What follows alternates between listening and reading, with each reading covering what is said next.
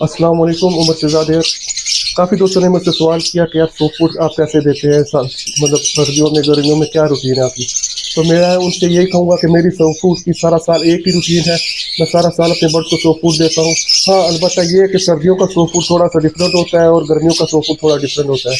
गर्मियों में soap food जो आपने देना है वो सिर्फ इतना इस क्वांटिटी में देना है कि वो बर्ड्स 1 से 2 घंटे में ख़त्म कर लें, क्योंकि गर्मी है। गर्मियों में अगर ज़्यादा देर सोप फूड पड़ा रहेगा, सब्जियां पड़ी रहेंगी तो उसको फंगस लग जाएगा, ख़राब हो जाएंगी, जिसकी वजह से वो बर्ड खाएंगे और बीमार होंगे।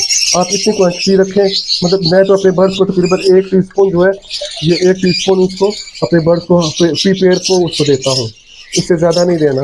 और मेरे माशाल्लाह बर्ड वो 1 से 2 घंटे में ख़त्म कर लेते हैं और वो माशाल्लाह एक्टिव रहते हैं।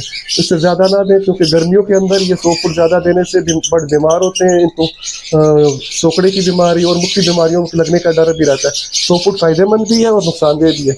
आपने इतनी क्वांटिटी रखनी है कि सोप फूड मतलब बर्ड आसानी से ख़त्म कर ले 1 से 2 घंटे में। जज़ाकल्लाह। अस्सलाम वालेकुम।